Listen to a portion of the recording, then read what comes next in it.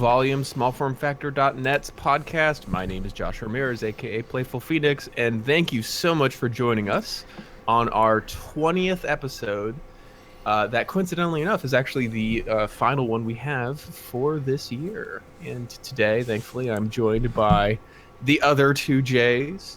The first one being James, aka Abophobia. How have you been doing, James? Doing good. Been super busy lately, but it's so cool that we've done almost a year of podcasts. No Because kidding. this kind of started out as an experiment, and here we are, 20 episodes later. So live on YouTube. Yep. So. Yes, and that would be the other J, which would be John Morrison, aka Confucius. How are you doing, John? A little myth that I'm always second on the intro, but I'll deal with it. Alphabetical order, man. Or no. Well, yeah, Joshua's the host. So alphabetical order. I get screwed over. That's also the order on the YouTube screen at the moment, so it kind of works out. Okay. Well, I will rotate the order going into the new year. How about that? Why, thank you, good sir. All right. So now, normally, and of course, as James made the excellent point, this podcast has very much been an experiment more than anything else, although it's been an entertaining and fun one to say the least. But ordinarily, we sort of have arrived at this kind of traditional format where we'll decide what news we want to talk about, and we'll kind of go through that, and then we'll look at what forum ongoings are of particular interest, and we'll pick out a forum thread and go from there. But for this episode, given it's the last episode of the year, we're all gonna be busy around the holiday season, so we won't be doing anything new towards the second half of December. But we figured that a great way to approach a sort of year-end episode would actually be to sort of kind of have a bit of a roundtable and just sort of do a year in review and talk about what we liked about what happened this year, what was kind of great in the world of small form factor, what maybe wasn't so great in the world of small form factor, and then of course what we're going to be looking forward to. And we have some interesting thoughts and news to share surrounding CES, which happens right at the top of 2017. Wow, it's going to be 2017 soon. That's kind of freaky.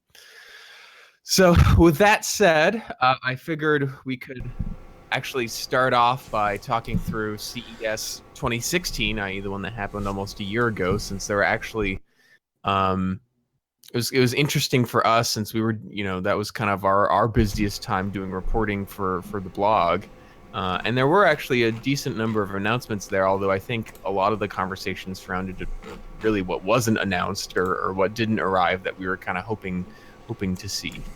MATX motherboards. Yes. I'm sorry. Sounds a bit needy. It's not like I'm bitter. Not at all. But yeah, so like it's as bad as me as AM3 ITX. Sorry, AM3 plus ITX. It never happened. Yeah. But yeah, like what stood out to you guys? Not for the upcoming CES, obviously, but for the one that happened now almost a year ago. Like what tickled your fancy, and what were you kind of disappointed to see or not see? Definitely motherboards. Like MATX, and then also just all motherboards. Other than if you want ATX with RGB, this was your year. Yep. Oh man, anything so RGB. So many RGB ATX boards.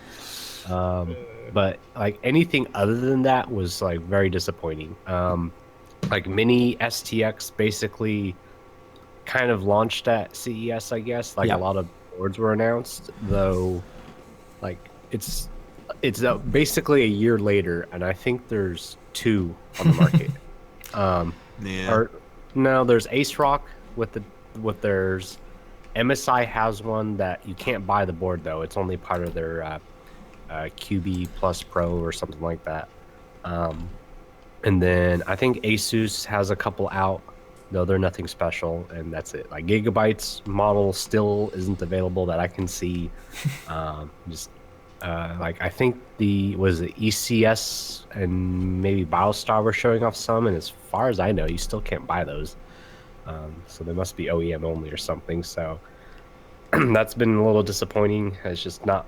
I mean, they're here, just not in the kind of the variety we would like already, and it's already been a year.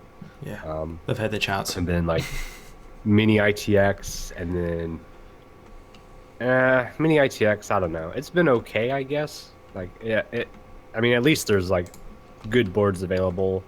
Though we're kind of in the situation where like, kind of previous gens, it was like, if you wanted the best, like the best ITX board, you get like the Asus Impact, and it was kind of like, if you just had money to spend, you want the best overclocking, most features, you would get that. But now this generation, though, they kind of went with the U.2 instead of M.2, so now you're stuck in a weird situation where there's, as far as I know, there is still literally only one model U.2 drive, consumer drive, that you can buy, which is like the Intel 750. Intel one, yeah. Yeah, and it's like pretty expensive. So, and then like Samsung has been just, man, they've been, we'll talk about it later, I guess, mopping the floor with SSDs. So you're in this weird situation now where if you want the best storage, then like what would otherwise probably arguably be the best board, you can't use them together. So now if you want like an M.2 storage, then you kind of have to dig through the weeds and figure out which motherboard would be the best for your needs, because we're now in that situation where if you need M.2, there's not any clear-cut choice of like what's the best motherboard. So that's frustrating. And then micro ATX. Ugh. Oh man, I'm going through this pain right now. We'll So talk about it later, but yeah. It's depressing to talk about. There's like so little variety. What is available, like X99 micro ATX, which I think it's like four options. You have lots to talk about there. Like, there's very much like picking one is like picking like the least of like two evils type of thing. And then on like the other sockets, like AMD, I mean, I guess they're available, but there's like nothing like just particularly special about any of them. Nope. And then like with the mainstream Intel socket, kind of same thing. They're available. None of them like really stood out to me as being just like particularly special. And a lot of them have done the thing where like, I mean, I know NVIDIA and I guess maybe AMD to a degree are kind of not pushing it as much, but like, I think almost all the mainstream micro ATX boards, I think there may be one that can do spaced cards, or at least spaced SLI. And then I noticed a lot, the trend lately has been with the micro ATX to not even be able to do SLI at all. Like there isn't an X8, X8 configuration at all supported, which has been disappointing. So yeah, motherboards,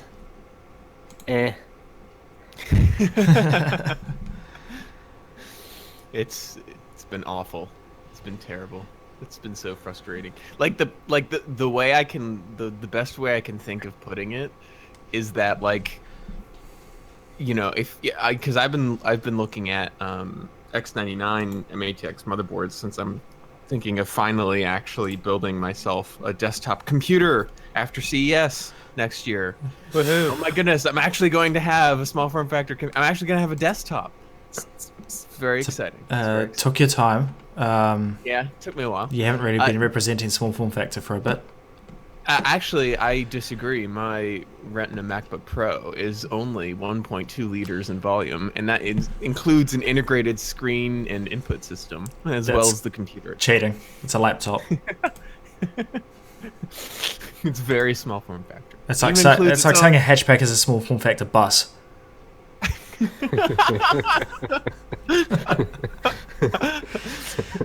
I mean, one could argue. Technicalities. No, so like there are, on, if you hop on Newegg right now, at least in the United States, there are, practically speaking, there are 4 MATX X99 boards. On that same website, you can get 2 MITX X99 boards. So think about this. There are only 2 more boards that support X99 on micro ATX than MITX. Like, what the hell? Yeah, for those who aren't aware of it, Like the 2011 socket on an ITX board takes up like a fourth of the board. Yep, It's that's absurd. huge. Yeah. And then you have to have enough memory channels to. What was it? It kind of makes the platform struggle a bit if you've only got 2 RAM slots as well. So. Well, yeah. So ASRock, I mean, they have the one that's, for like Broadwell E, and that one only has 2 like full size 288 pin memory slots, and so that obviously limits you to 32 gigs of memory. And then of course it's MITX, so you only have 1 PCI slot. But then they have, as part of their ASRock Rack series, they have one that's sort of server oriented, so the I/O is terrible. However, instead of fitting 2 full-sized slots for memory, they have 4 sort of SO-DIMM, like laptop-sized ones, and that one can support 64 gigs of memory just as a micro ATX board would, although you still only have the 1 PCI slot naturally. So, and then that one is more geared towards like Xeons and whatnot, although it's the same slot. So I think in theory you could put Broadwell in that, maybe.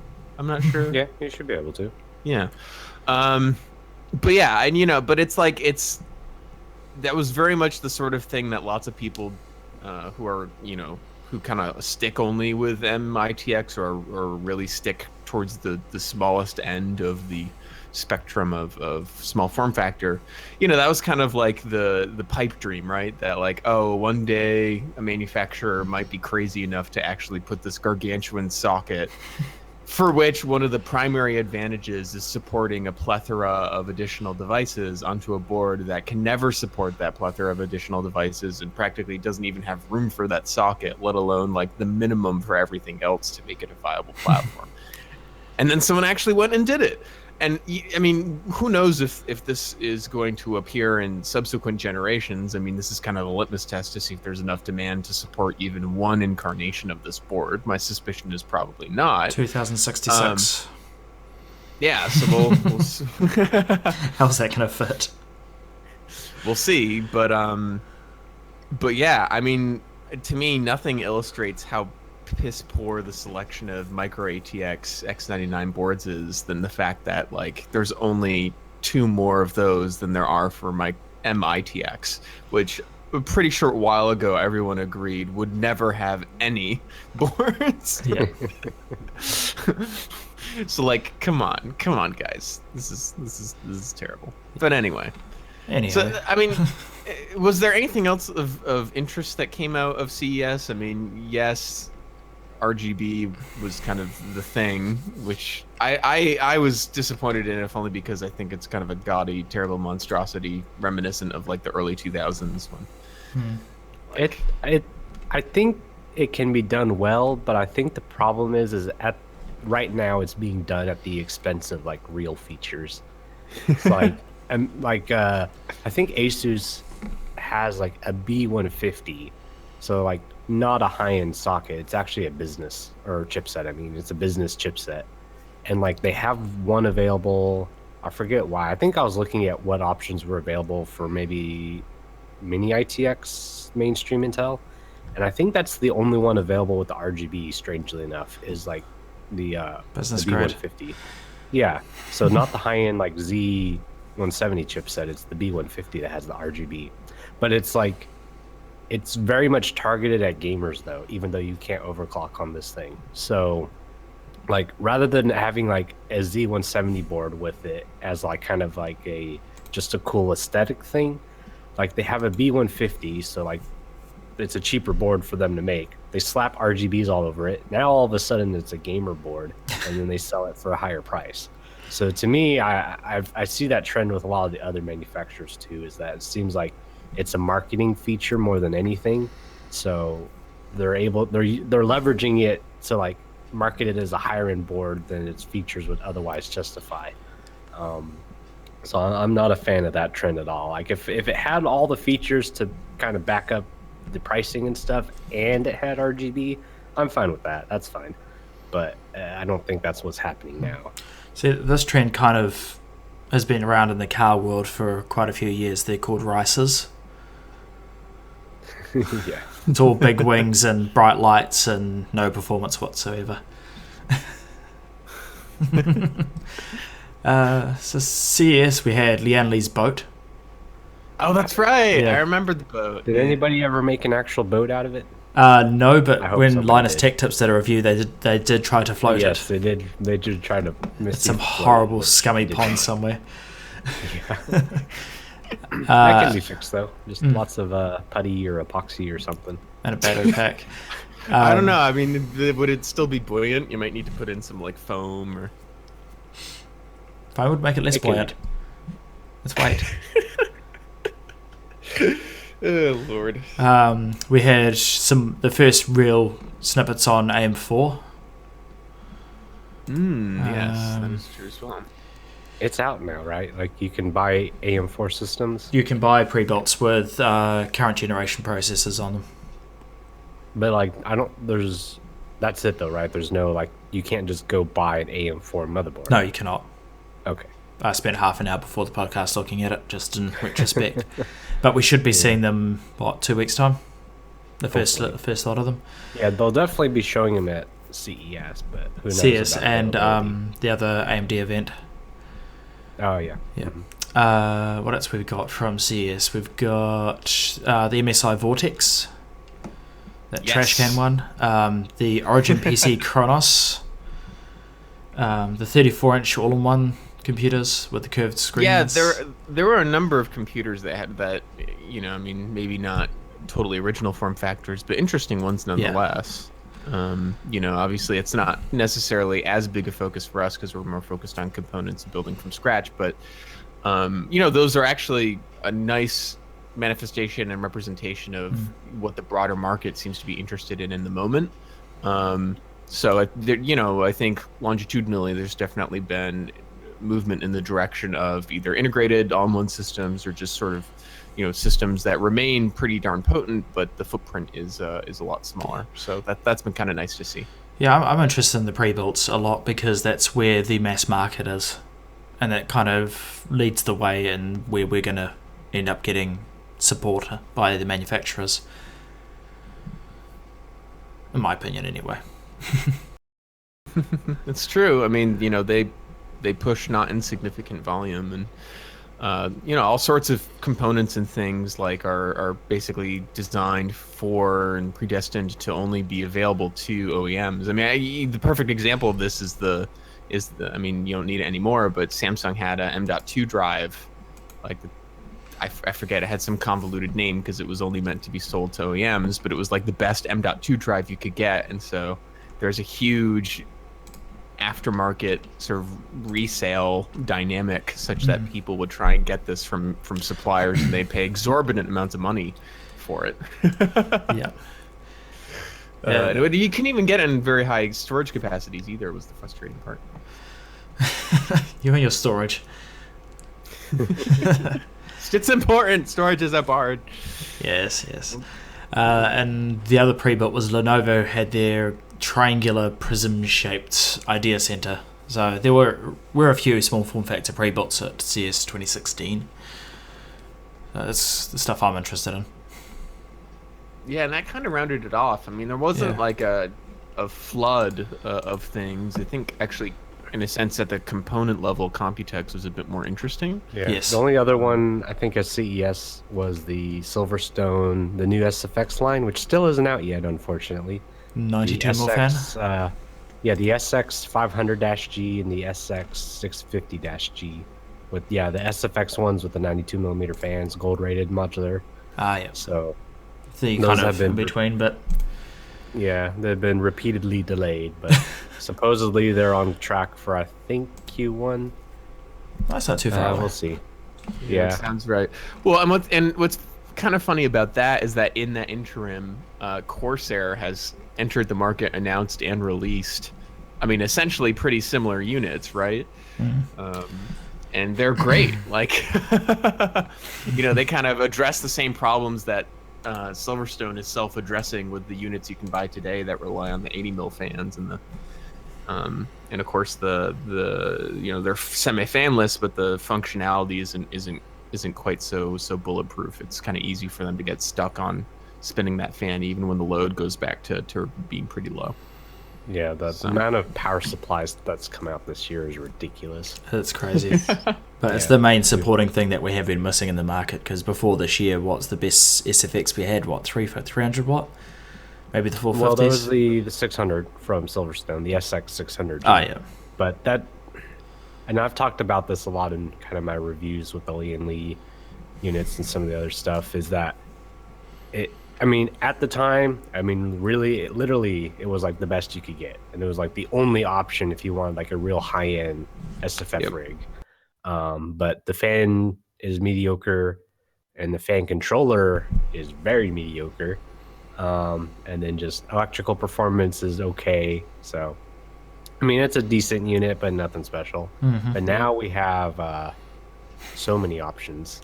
SFX, SFXL, and then even like Flex ATX is kind of starting to get attention. I think next year will be the kind of the year of Flex ATX. I sure hope so. We're not quite there yet this year, I think, because like there's been a lot of talk about it. Like I know iFrelict on the forums has been really hyping the the FSP 700 watt Platinum.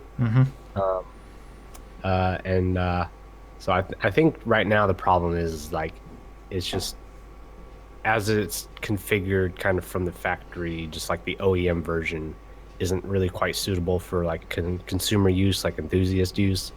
So he's been working to kind of bring that to market, and I think there's kind of enough momentum now with like indie cases in development that use it, that I think next year we'll see it. But like this year though, like it's amazing. We have, as far as like OEMs, so not like consumer brands, but OEMs who actually like develop and manufacture the power supplies. We have, let me see, like Anderson, though I don't think theirs is in any shipping product, has a platform. CWT has one. What is it? Great Wall, I think it is, like through Corsair's SF series has a platform. CWT, FSP, High Power, which Surfa, same thing. Well, Seasonic has SFX, but nothing like high end. What else? Oh, Enhance, of course. I think I'm missing one. But yeah, so I mean, we have quite a range of like OEMs developing SFX, not only SFX, but also SFXL. Like Enhance has an SFXL. High Power does. Actually, I guess it's just those two. Yeah. But still, it's interesting. Better than one. Yeah. It's interesting to see how Seasonics dropped out of the race, because they were the go-to for quite some time. And anything smaller than ATX. I mean, they have a few SFX, but like they're token. I mean, they're very they're low just like wattage and OEM type of stuff. Yeah, they're emblematic of what's been around for a while. I do really wonder if 2017 will be the death of the ATX power supply. No. I hope so. I mean, there's more momentum now, and I noticed like Lee and Lee has started to kind of push it even on like cases that aren't really necessarily all that small. Yeah. Like I forget the model numbers because their model numbering is so confusing and just completely unmemorable. But I've noticed like, because I mean, kind of another trend with cases is like the whole like tempered glass, like show off everything case design. And really like there's really nowhere in that type of design to put a power supply and make it look good. So the trend is to have it on like kind of like a dual bay, just have all the ugly stuff in the other bay type of thing, all your drives and your cabling and your power supply. But the problem is with ATX is so big that you just really can't make that other bay all that small if you're going to have an ATX power supply. And that's kind of the constraining factor, because the drives don't need as much like thickness to that second bay. So like ATX just wastes a lot of space. So Lee and Lee has gone with, and I think Thermaltake as well, have gone with using SFX instead. So it makes that second bay a lot smaller, because then that way kind of the SFX and like having like stacked 3.5-inch drives kind of lines up nicely. So I think we'll see more of that, is that in order to kind of like put more volume towards like showing off your components, they'll go SFX in order to kind of even it out. Otherwise, you just make the case stupidly big. Like most of the cases on the market. Yeah, but no, I mean, I think you're right, because I think, it's actually, it's a benefit that is understood by folks that are kind of focused on small form factor. Anyway, not only are you saving space so you can have a smaller enclosure, but like when you have this big honkin' power supply and you want to draw attention to components inside and have a window and do fancy stuff, and God forbid, use RGB lighting like a monster. Like you have this big ugly box with wires sticking out, and like that's kind of a bummer. And if you use a SFX or SFXL power supply, it's a lot easier to sort of have that pushed off to the side and make sure it's not kind of a focal point of what's going on the inside.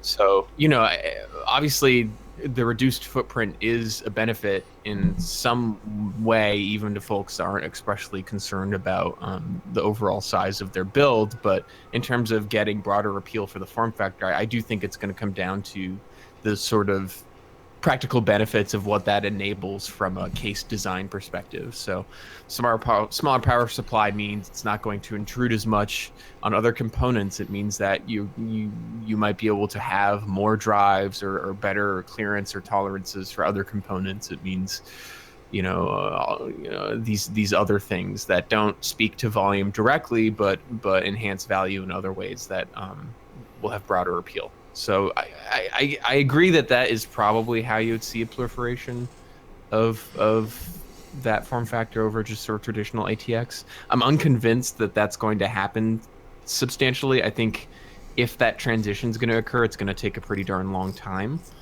I don't know. Maybe I just have no faith in the market, but well, I mean, it's also like a chicken and egg problem. It's right. Like, yeah. Why would you design a case that only takes SFX or SFXL if there's so few power supplies?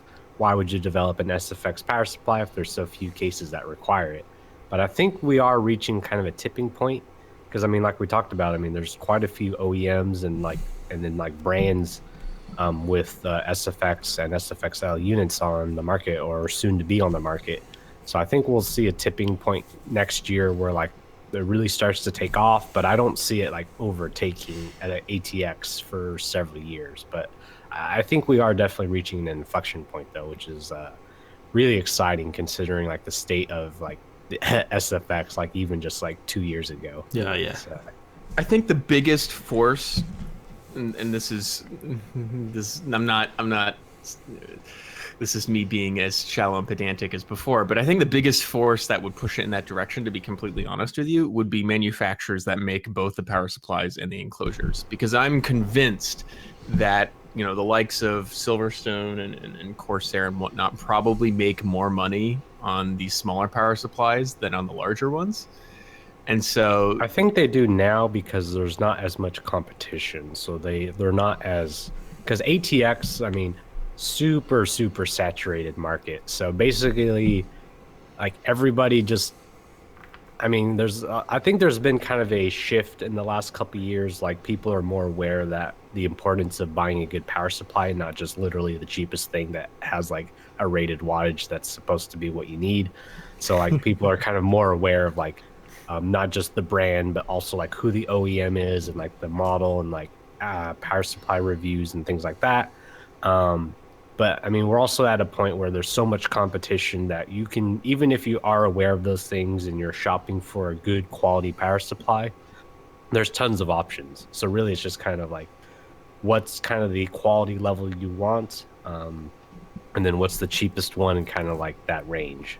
That's just kind of comes down to price in the end still.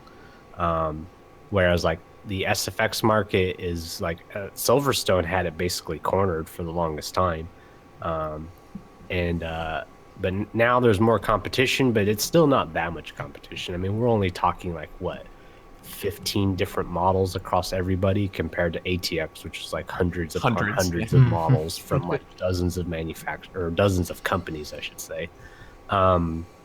So there's definitely like, I think there's like their margins are perhaps a little bit better since it's not so like race to the bottom pricing type of thing, but also like it's more, I think they also get more bang for the buck as far as like mind share and marketing within the SFF community because there isn't as much competition.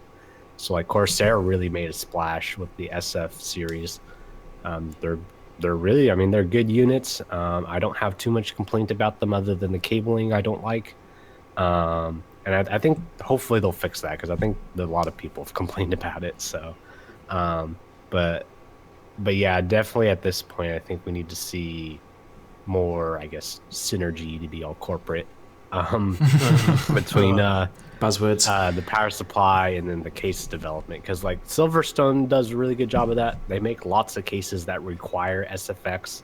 Lee has to a degree, but now that they are selling SFX or SFXL units, I think they'll develop more towards it because in that way they can kind of push their own product rather than designing a case that then you had to buy somebody else's power supply.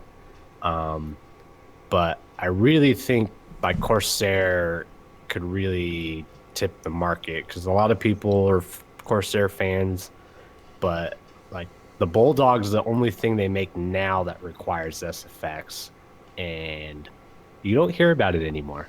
Like, no. Neither good nor bad, which is not a good thing if you're a company selling a product. Even if it's bad in marketing, any marketing is marketing. Yeah, so, I mean, you're still hearing about like Silverstone Sergos or, of course, Coolermaster Elite 110s and stuff like that.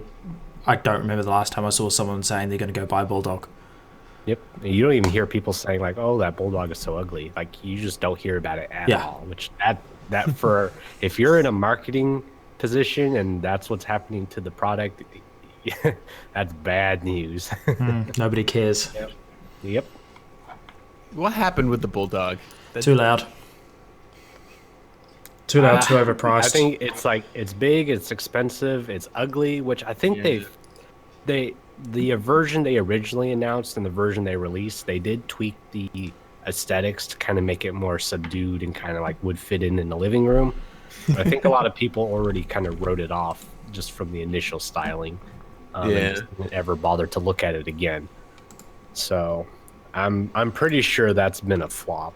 Because I can't imagine sales for that thing have been anything special at all, considering. And it was, if I recall, it was kind of like a Skunk Works like underdog type of project. I think it was somebody's pet project in the company, and it made it to production. But apparently, they should have done a little more market research on that one. I'll put it this way: you can get the Raven RVZ01 for 160 New Zealand dollars, or the Corsair Bulldog with the cooler and the power supply, but no motherboard or anything like that, for 600. So you could easily stock up a full Raven system for the price of just the Bulldog case with its cooler and power supply. So they're about the same really size. hoping that they kind of change things around next year. It's a good like dipping their toes into the market, but I think they need to try again. Well, they got a great power supply. They just need a great case to go with it. Indeed. Does this surprise us that of all the companies out there, Corsair would struggle to make a decent small form factor enclosure? Like, I would say Bitfinex. No offense, Corsair. It's but like compactness is not really what they're known for. Yeah, I think Bitfinex will probably struggle a bit more with it. How many times have they tried to release a small form factor product that was like 30-something liters? Prodigy, what? Yeah. I mean, the credit where credit is due. It did popularize Mini ITX. I still like to mock it, though. Yeah. Let's not ignore that. But yeah, I mean, they did do like micro ATX in the Prodigy, which I guess just goes to show you how big it is. Yep. But I've seen someone fit a dual socket ATX workstation board in a Prodigy. So. All right. We've sat on our high horses. No more Prodigy. Legions of case design.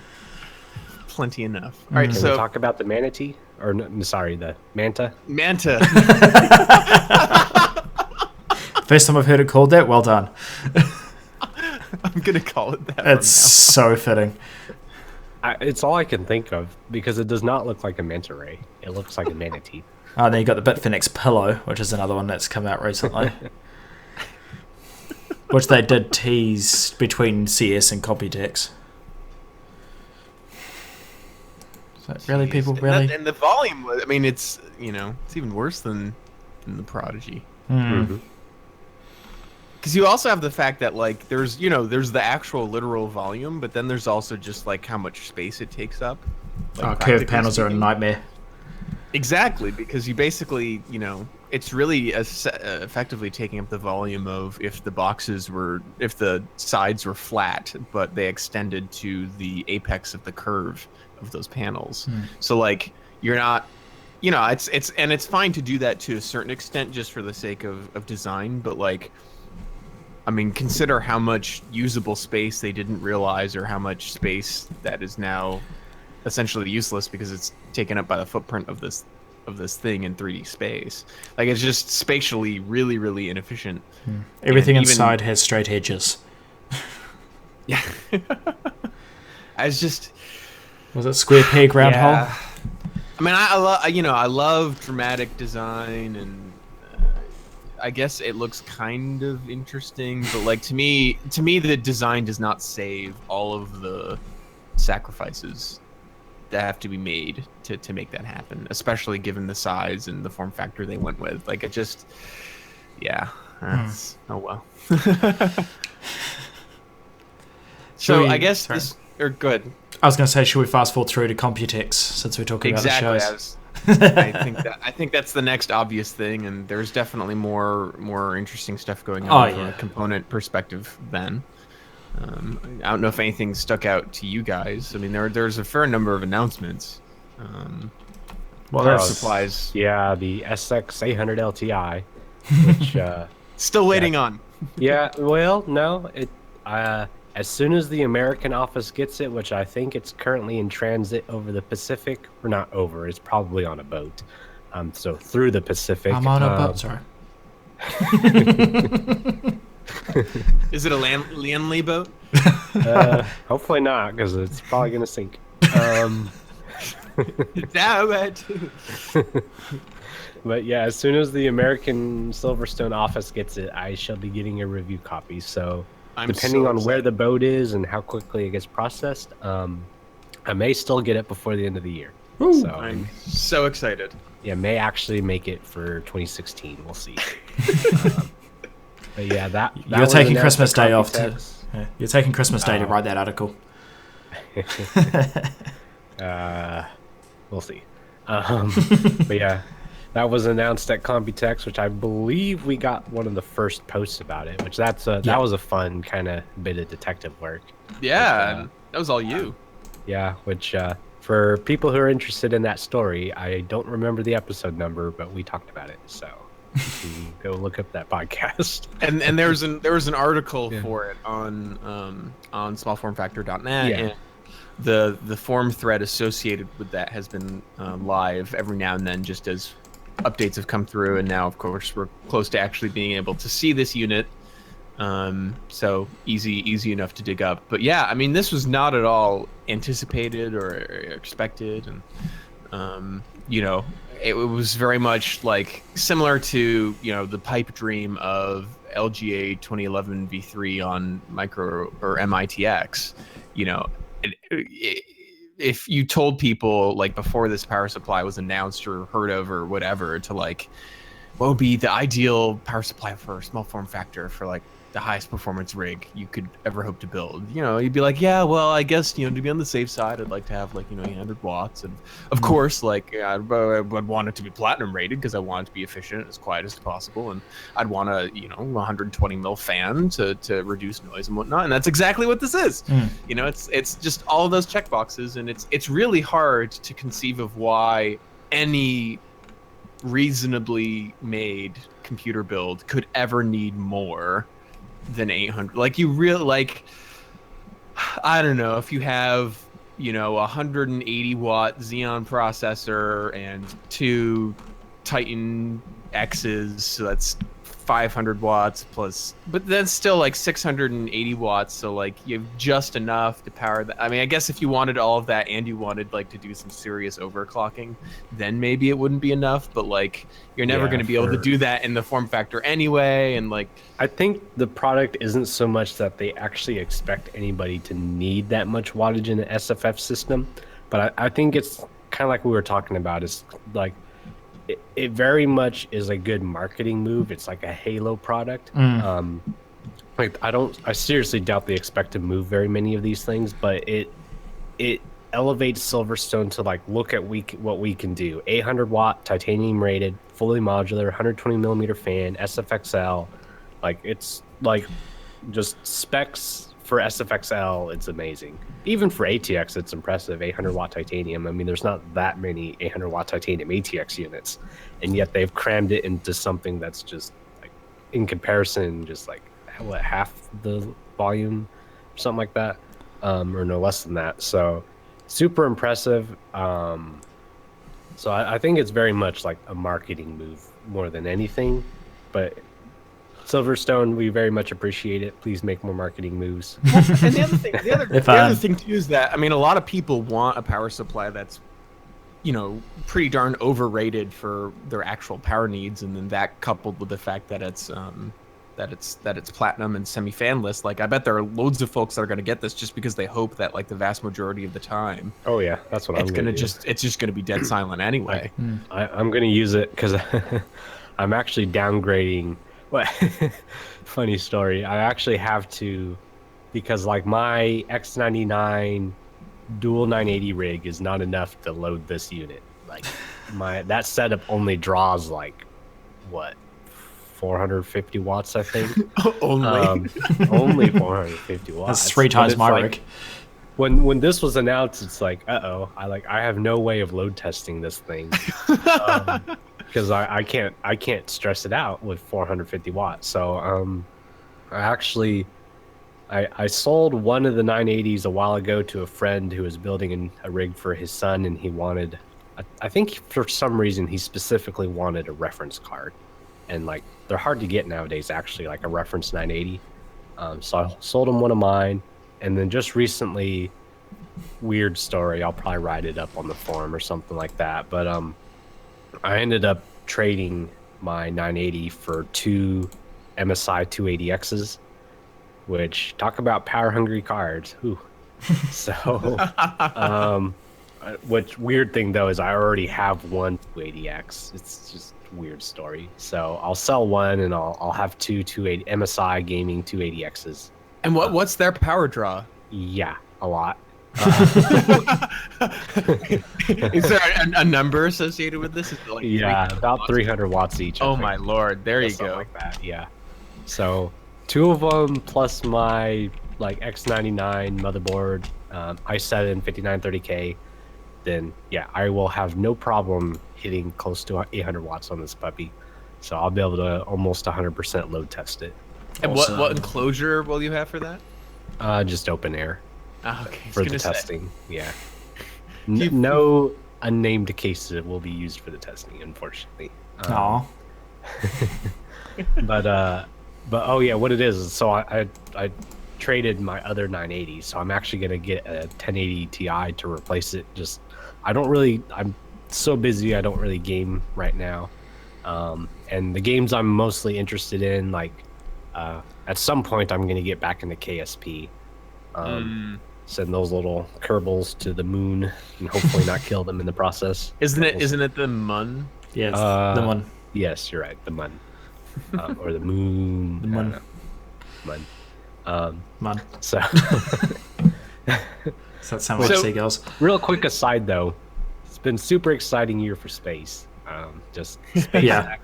And it's a shame it ended with the way it did, but yeah. Did you guys watch the live stream of them launching the rocket and having it autonomously land the staging rocket back on the platform? I didn't watch it live for the barge, but I forget. I watched one of them live. I can't remember if it was the barge or the land.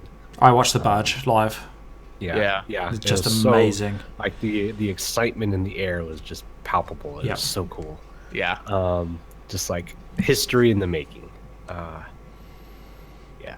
But anyway, so yeah. Thank you for tuning into Low Volume and the Elon Musk's businesses show. Oh yeah, we should talk about them all. No, I'm kidding. Can go on forever. How about the solar roof and yeah, that too. Model Man. X. Man, if you're an Elon Musk fan, this was your year. Man, so cool. Please, Elon, sponsor me a Tesla. I want one. That's Please. right.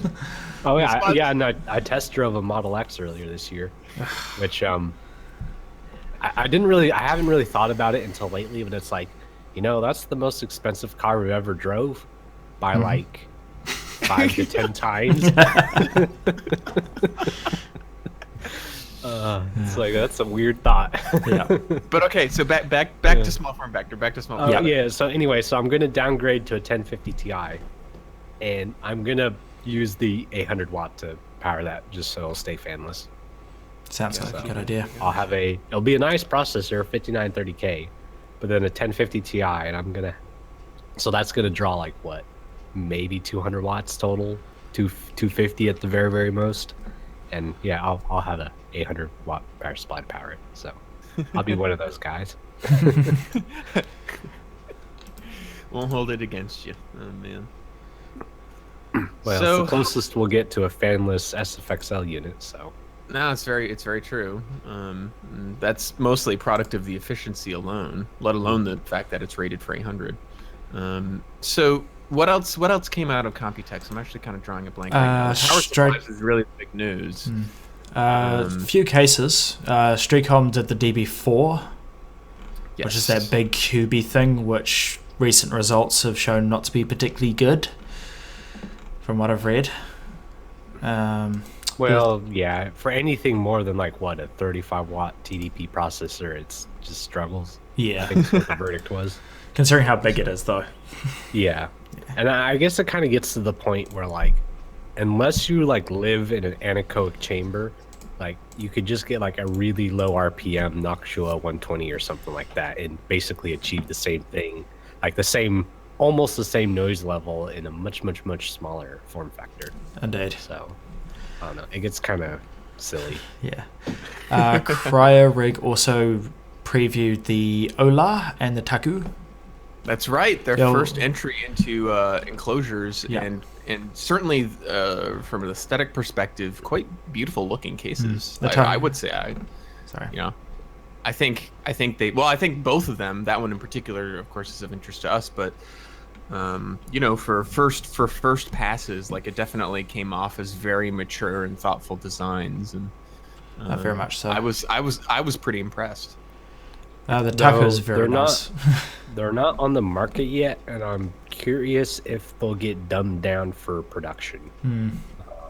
Because it's kind of like, I get the feeling that what they showed off is kind of like the same thing as like the concept cars in the automotive industry. It's like, let's show off this fancy shiny thing, but it's like the reality of producing such a car just never comes to bear. So like the whatever makes it to production is always like nowhere near as cool as the concept car. So I'm kind of worried that's going to happen here. Just from looking at like what they showed off, it's like they're going to have difficulty producing those things at a reasonable price. CryoRig's done some cool stuff, with heat sinks, but yeah, with cases though, they're much bigger, so you have all the logistics of shipping and stuff. So I'll be curious if that actually, like what they showed, will be what you can buy. And the Taku having wood feet is going to be a biosecurity nightmare. Yeah. And then did they ever announce a like kind of an estimated release date, or is it just kind of like In 2016, 2017? Q1 2017. Oh, they actually not promised, but they actually speculated 2016. Yeah, late 2016 or Q1 2017. Well, we haven't heard a peep out of them, so I doubt that's going to happen. Maybe Yeah, we'll see the at final this ones at point. CES. Probably not though. Are they going to be at CES? That's a good question. Probably. Yeah, it'd be a good time to show off their progress. And hopefully not dumbed down versions of them. Yep. And too bad Noctua is not going to be at CES. Nope. 'cause CryoRig is not there still either. Waiting on that Slim 120. Yes, yes, we Please, are. Noctua just released it. I really, really want one. Really want one. Because I need it. I need it for the 800 watt. Because I'm gonna try a fan swap. Ah, Ooh, Yeah. interesting. Because I think you were saying earlier, Joshua, is like the ideal power supply, and to me, 800 watt titanium rated modular. That's really, really close. The missing thing is like a fan, 120 millimeter fan with the fluid dynamic bearings, because just in my experience, I've yet to meet a ball bearing or a sleeve bearing fan that I like.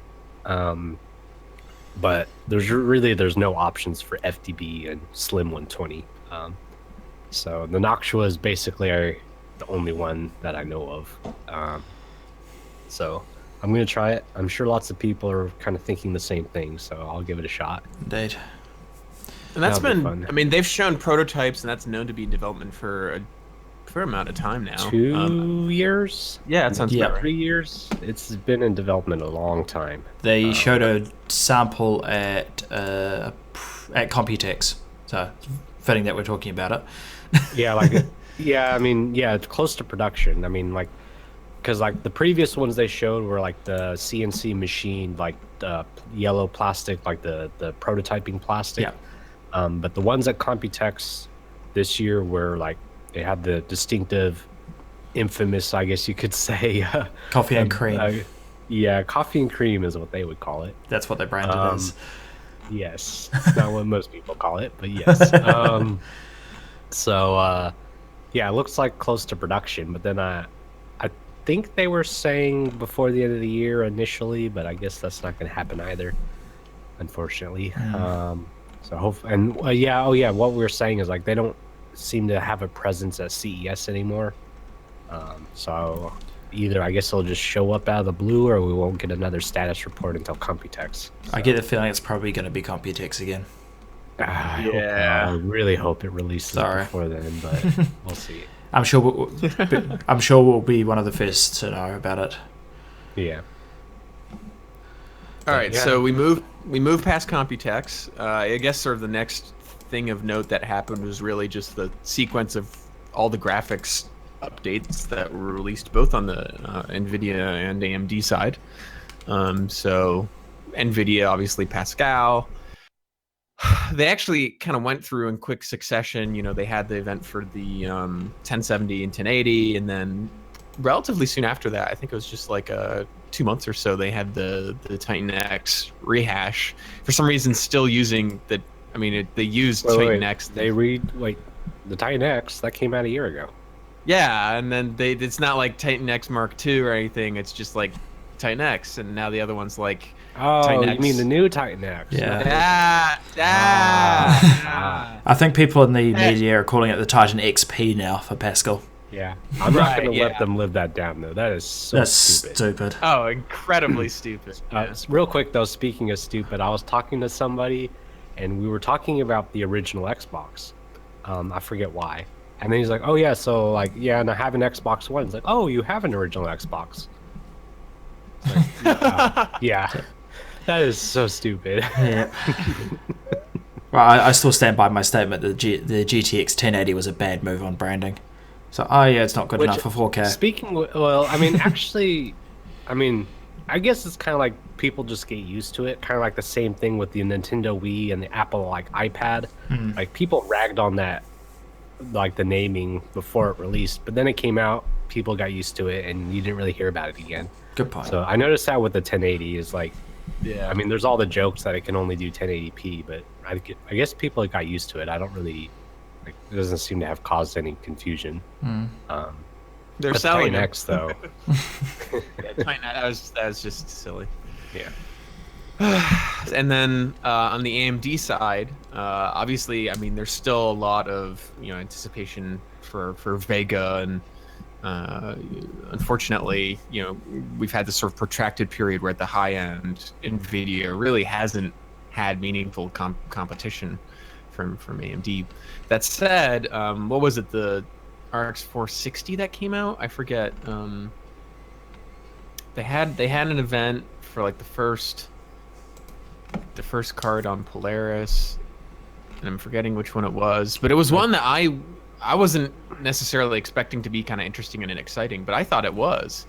You know, they were hyping up trying to bring like decent or at least playable VR performance down to like the 200-ish price point. That was the 480. Yeah, it was the 480. Thank you. And you know, I don't know that it really changed. I don't know if NVIDIA had much of a response to it. They eventually released the 1060 soon after the fact for I think a little bit more money. But yeah, I mean, you know, it was kind of an interesting response and salvo from them, and it was illuminating in terms of getting a sense of how they were sort of attacking using Polaris. And I just remember laughing because they were really talking up the quality of the shroud and like the cooling system on it. Oh. You know, like, oh, it's Yeah. got premium touches and all. It's That's got a like cheap plastic junk. Yeah. right with dumb heat pipes on it. But you know, I mean, the value is definitely. I mean, and per usual, you know, AMD was kind of focused on the value sale of it, and you know, I've only heard. I know a few friends that have that card, and it's hard to get the start, but they've been very, very happy with it. They're right in the middle of the market I guess they're where able most to of the people are buying. Well, right, exactly, and that's I think how they were trying to sell it. Like, it's obviously it's not going to compete at the top end, but most people just don't exist at that price point, right? I can't afford a 1080.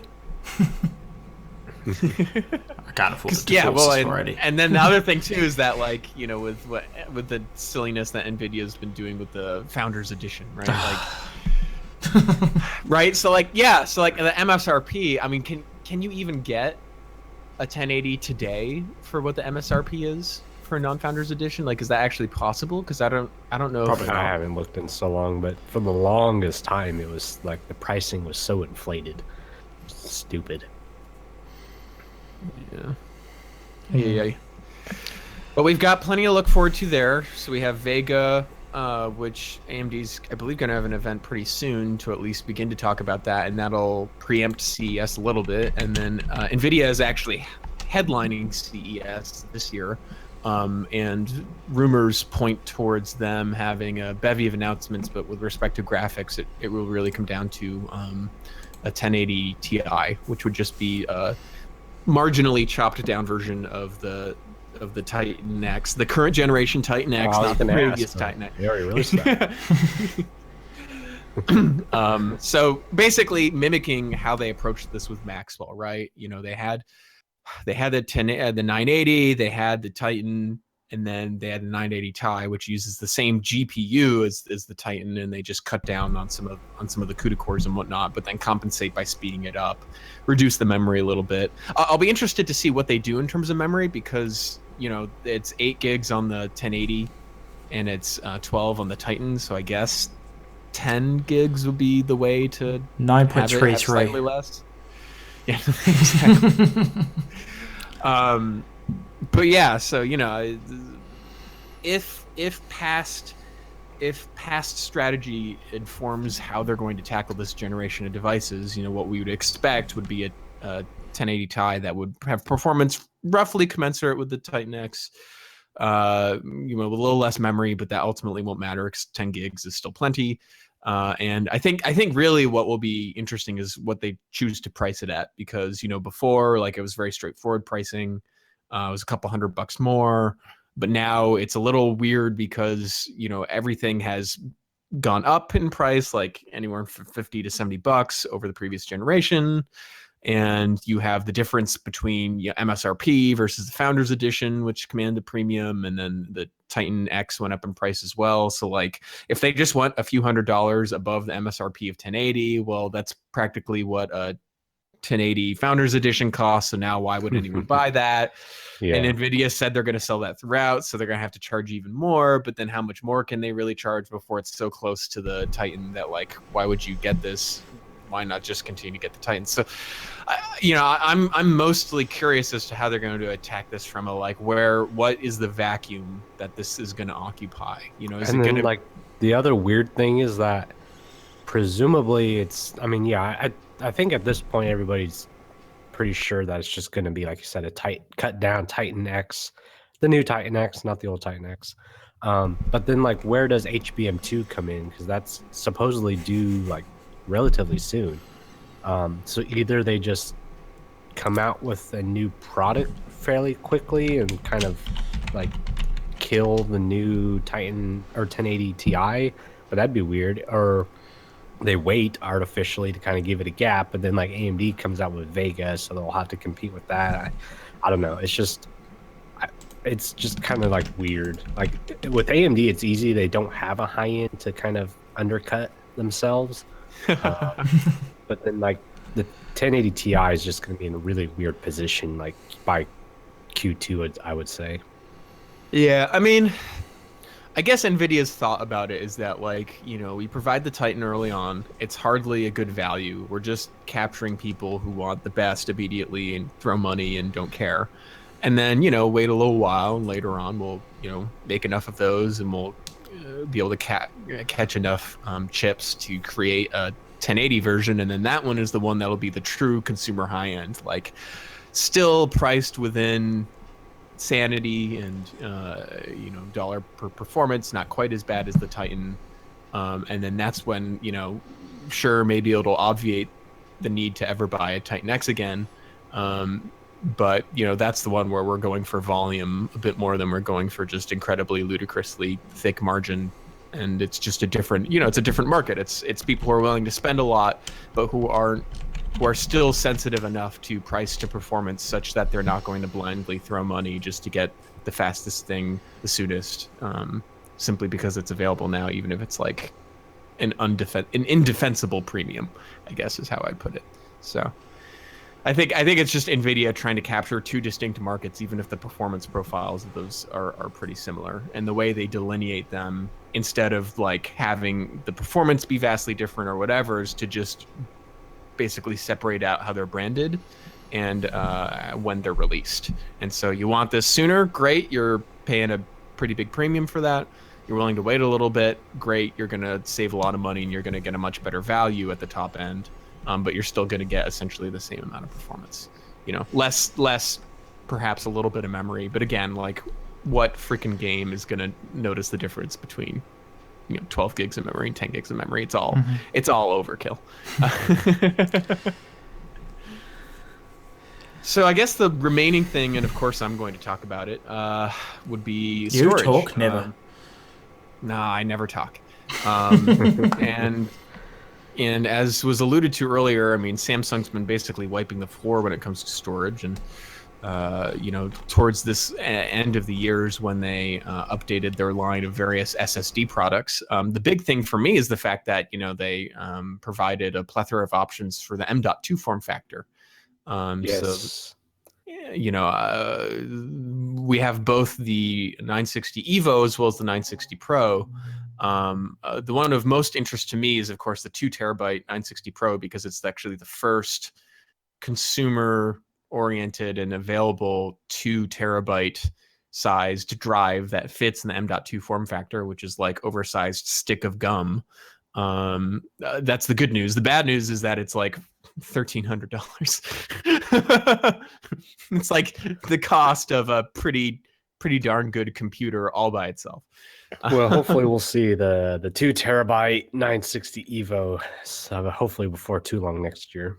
That's where my fingers are really tightly crossed, and in terms of what to look forward to for CES. Like, I'm really hoping that there's at least one other option at the 2 terabyte storage capacity size in the M.2 form factor that becomes available, because then, I mean, you know, yes, $1,300 is incredibly expensive, but like, of course that's what Samsung's going to charge. A, they have no competition, and B, this is the Pro line. I mean, this is literally geared towards, like, I mean, it used to be that the Pro line is just geared towards like top end desktop enthusiasts like gamers and such, but like now that's really what the Evo does. And the Pro is like, if you're editing 12 streams of 4K videos simultaneously and money is no object. Like, it's really moved up to like super serious, like people are relying on this hardware to make a lot of money, and so it's a really easy investment for them to make, but it's not at all intended for like anything below that, really. Like, it's just indefensible from a cost perspective. It is the absolute highest possible performance you could ever hope to achieve in any form factor, in any context. I don't need that. I just want to have that amount of storage in that form factor. So I'm hoping that, if be it Samsung with an Evo or any other manufacturer just providing something that's, maybe at the top end for consumer-oriented drives, but more mid-range in terms of the spectrum of what's available. Because I would love to have that drive. I couldn't possibly that defend. price. I couldn't defend paying that. Like, I would feel bad. And especially because like there's going to be options so soon, like presumably a 960 Evo 2TB, but then also like all the other manufacturers, which unfortunately lots of stuff was shown off at CES and Computex, but not a whole lot of it has shown up like in the market as far as like high performance M.2 drives. But I'm assuming we'll get lots and lots of status updates at CES in a couple weeks, and then hopefully we'll see those like available to buy shortly thereafter. So there's going to be a lot of competition in the not too distant future. So yeah, spending that kind of money when you know that there's going to be cheaper options in a couple months. Yeah. So yeah. All right. Well, I guess that kind of goes through most of what happened for the year. So the logical thing, and we're already starting to talk towards it, would be to move on to what we're looking forward to. And of course, that starts with what we're expecting, or perhaps at least hoping to see, come CES, and then later on Computex, and then just sort of what's in the pipeline. And there's a lot to pull out of that. I mean, my main things, I'll go ahead and start, are as I mentioned, just more storage options for M.2. We're just starting to see the market begin to provide options, and unsurprisingly, Samsung's leading the charge there. But hopefully, we'll have a bit more diversity and a bit more choice in short order following CES and beyond. And then after that, I mean, really, graphics, I think it's going to be super interesting the first half of the year, because you have, this 1080 Ti and whatever that'll look like. And then you also have Vega from AMD, which is still a bit nebulous and undefined in terms of the particulars of what the performance profile and pricing for those are going to look like. And that'll sort of be, AMD's first response to NVIDIA in the 970, 980 Ti performance level. That's basically been uncontested for like over half a year now. And needless to say, that sucks. So I'm happy for that to change. What are you guys looking forward to? I guess definitely, I think we're good on power supplies. Like I said earlier, I think 2017 will be hopefully the year of the Flex ATX, but like SFX, SFXL, we had a really good showing this year. So next year, there's not anything I'm really like hotly anticipating other than just like more options. But like what I'm really looking forward to is cases that take advantage of all these new power supplies. So more cases. And then I also think 2017, I think will be the year of the indie case. Yeah.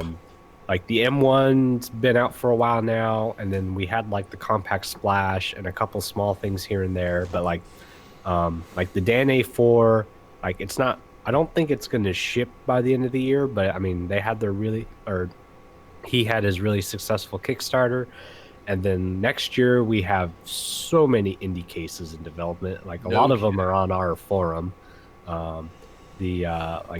K8A8D's LZ7, his little acrylic case, which actually I guess is kind of the first production run was shipping this year already. He already sold out of it. So next year, hopefully he'll kind of go like kind of almost mass production. Dan A4 will start shipping. The Century case. There's too many to name. Just so many indie cases in development that we'll hopefully see released next year.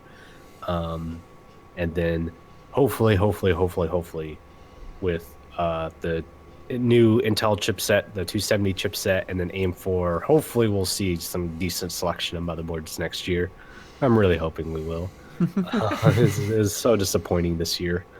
Yeah. And then CPUs. Oh man, we haven't even touched on CPUs for like this year because it was so boring. Woohoo, 10% maybe better performance for that. But we got Zen coming out, we got Kaby Lake coming out, which I think early reports are saying that it's going to be more interesting than we had initially thought. As far as just pure CPU performance. Unfortunately, like the Intel Optane drives to go with it have seemed to have been delayed. So Yeah. Again. that's disappointing. But yeah, Kaby Lake and then Zen. Oh man, Zen. Better be good. Better be good. So CPU is looking to be interesting. GPU, I don't know. Like personally, I'm not that interested at like the 1080 Ti kind of level. Vega, I'm interested.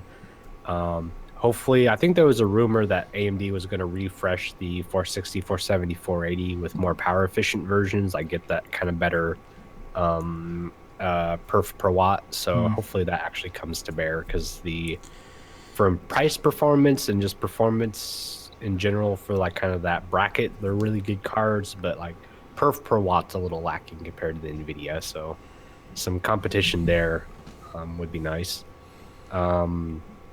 Storage, I don't know. I guess like Optane I'm interested in just because it's kind of like a new type of technology, but M.2 is kind of, it's weird. We're already at the point where like the interface is starting to become a bottleneck again. Like the high-end Samsung drives, like the 960 Pro on sequential anyway, almost maxes out PCIe 3.0 X4. So I think we won't see a whole lot of improvement in just pure sequential speeds because PCIe 4.0 is not, we're not really going to see, I think, much on that until like next year. I don't think we'll see much of it this year. So yeah, definitely, yeah, I think cases, motherboards, and then CPUs is kind of what I'm most interested in for next year.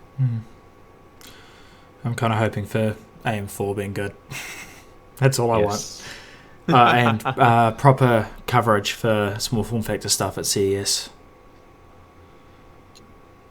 Yes, we haven't really talked about that, but yes, looking good so far, everyone. So yeah, I guess we can talk about it. So we have a new writer who joined the team. So it's Drew, and I'm a bad person. I forgot his last name. Oh, Drew Duncan. Drew Yes, Duncan. Drew Duncan. So he has joined the team. Unfortunately, due to the evils of time zones, he cannot join us on these podcasts for the most part because he is on the west coast of the United States. So it is currently, well, not so bad now, but like when we start recording, it is like 3 a.m. there. It's still 4:42 a.m. there right now. Yeah, you're right. That's still pretty bad. Hey, it's almost 2 a.m. here. Yeah, so but hopefully we will have we're kind of not sure on scheduling and stuff, but hopefully we can do like a live from CES type thing with him. So we'll have to see on if John can join us. I'm going to try my best. Evil of time zones. These pesky time zones always getting in our way. Yeah. But yeah, so hopefully we will have actual like on the spot CES coverage. So that will be very exciting. Yeah. We won't be First filter for feeding us off the other media outlets who don't cover the small form factor stuff properly anyway. Yes, because what was it? I think it was CES this year. Like Linus Tech Tips went to the Silverstone booth, and like I think he literally picked up the SX650G. Is like, oh, and Silverstone came out with this, even though nobody asked for it, and then put it down, and then spent like 5 minutes talking about a headphone holder. Yeah. I was like, we wanted that. Yes. So, and then Drew, I think his first meeting of CES will be with Silverstone. So, if they have any goodies to show us for SFF, we will have dibs. Yay! So, that will be fun. Needless to say, we're super excited to be able to actually have a human presence there. It's actually a pretty big deal. We were able to reach out to them and get press credentials, so we're all official and everything. And we're just, it's it's a moment. It's a moment for us internally that we can have this and be able to participate and directly access all of these announcements and news, and it gives us a lot more latitude and power to really inform the SFF community of what's going on, because we're not basically having to crowdsource across all these journalists and entities what they happen to find to be interesting. We can go out and seek out precisely the announcements, the products, the ongoings that are of the most import to us and to the community. So cannot wait. I'm so excited. So am I. All right. Well, with that, I think we've talked through what we need to talk through. My goodness, it's been a crazy, busy, intense, exciting year, and that's been true of the podcast. That's been true of the forum, and that's been true of the news website as well. Lots has gone on, lots of exciting things. I'll admit a few disappointments, motherboards, but a lot to look forward to in 2017, and we're certainly gonna be starting it off right with all the stuff going on for CES. So I just want to take a moment to thank you all, the listeners, people listening to us right now, folks who may start to listen to us and follow us going into the next year. And really just to thank the community as a whole, the people that read the work that we do on Small Form Factor, the folks that read or better yet participate on the forum, smallformfactor.net/forum. We've been really fortunate to continue to see pretty significant growth and activity across all of these projects, all of these experiments, all these things we've been doing. And when we started all of this not that long ago, I mean, it was less than 2 years ago, we really had no sense, no idea, what would come of it, and whether or not, we'd actually be able to get a community to sort of coalesce around a resource, and whether or not we'd be able to really provide a lot of value and to be able to inform folks and to really just sort of have a good time and provide a place for, SFF enthusiasts to talk shop. But I wouldn't speak for James or John, but from my point of view, I mean, I couldn't be happier with how everything's turned out. And we're all super fortunate to be able to represent you guys and do what we do, and the support and traffic and all that we've seen has just been really awesome. So my gratitude goes out to all of you guys. You make it possible for us to do what we do, and you also imbue it with all of the sort of fun and good times and satisfaction that we get out of all this work. So our thanks. Yes, thank absolutely. you. And I have to say, I've been super, super, super happy with the forum and how it's grown. But despite its growth, I think we're getting close to 1,000 members now, registered members. Yep. And the discussion is still very, very, very respectful, very on topic for the most part. I think somebody posted a thread about the Electoral College, and it didn't immediately devolve into like name calling and accusations. So I was the thread is still not locked. Yes, exactly. I was thinking when that was posted, like, I better put a reminder post, like, guys, please review the rules before posting in this thread. I never had to. Like, it's all like, it's just amazing. Like, our computer is literally community is awesome. Yes, yeah. I think that's a large part to do with our kind of like. It's been really interesting to see. Like, I mean, we have a good chunk of our kind of readership and stuff is from the United States, but we have like a really good like showing of like international members, so that's really cool. So, but yeah, the community, the forum, I guess my favorite part of all this for the year has definitely been the forum.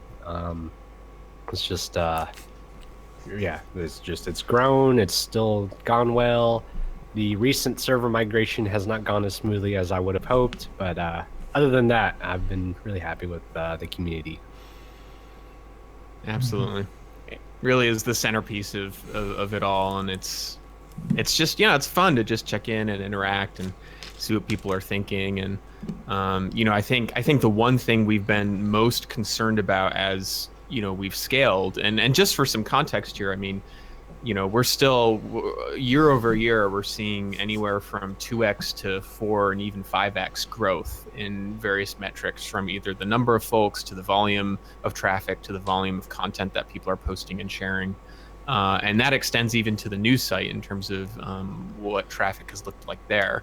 So, we're on an upswing, and of course that compounds and accelerates. But like, our main concern as that's happened is that, the thing that we love the most about the community is the fact that we've been able to ensure that it has this kind of cultural norm of being a place where you can have, certainly spirited discussion and discourse, but also respectful discussion and discourse. And it's very much this multiplicity of minds and perspectives from different geographies, and sharing of information, and really just sort of communal conversation in the spirit of, just enthusiasm for this hobby and for this passion that we all have. And so the fact that we've been able to preserve that from when we had 10 members to when now we're about to have 1,000 gives us a lot of confidence that we can sort of continue to maintain that decorum and maintain that awesomeness as we grow even more. Mic drop. Yeah, and so much more new. There's so much coming next year. I know. You guys wouldn't even believe it. We've got new equipment coming. We've got review samples coming. Oh yes, John will have a proper camera. Yay! Hooray. No, that's been an ordeal, but. Don't get into that. Just bureaucracy and keep it positive. But yeah, it'll be cool though. Oh, and actually, I was messing with Magic Lantern on my T2i. And yeah, what you'll be able to do, even though 60D, it's an older camera, but put the Magic Lantern firmware, and you'll be able to do some impressive stuff with videos. That's the goal. And videos is the big one for this year as well. Yeah, I guess we haven't talked about that. So yeah, we'll have coverage of CES, which that will be huge. And then, we're going to try to get into video, do the whole YouTube thing other than just uploading these audio-only podcasts. Mm-hmm. So video reviews. I'm tentatively planning to do Computex. We will see. That's very tentative at this point. But I am hoping to go to Taiwan, go to Taipei in Taiwan and cover Computex. So, yeah, if we could have somebody on the floor of both CES and Computex, that'd be amazing. It would. I'm really, really hoping to go. It's just, man, those tickets cost a lot of money. Oh boy, they do. Do they what? Yeah. So Drew, fortunately, is able to drive to Vegas, and then I guess he has a place to stay. So very fortunate for us that he's just in such an ideal geographic location, because we were talking about it. He'll also be because NVIDIA regularly has events in kind of the Bay Area, and then just AMD also, because all those companies have headquarters over there. So hopefully we'll be able to have Hopefully we'll get big enough to get invited to those type of events. We will. But yeah, definitely if we could have coverage of Computex also, that'd be really fun. Absolutely. Indeed. And with that, we are wrapping up for this episode, and indeed for the entire year. My name is Josh Ramirez, aka Playful Phoenix. So we were joined, of course, by John Morrison, aka Confucius, and James Shell, aka almost forgot your last name, James. Well, I forgot Duncan, so I guess. James Shell, aka Abophobia. Thanks again, sincerely, to our listeners, to the community, to everyone who reads and follows and contributes to what we do every day. And we hope that you've had an awesome 2016 and enjoy the rest of the year. And we can't wait to see what 2017 has in store for Small Form Factor. Thanks for joining us. Until next time, see ya.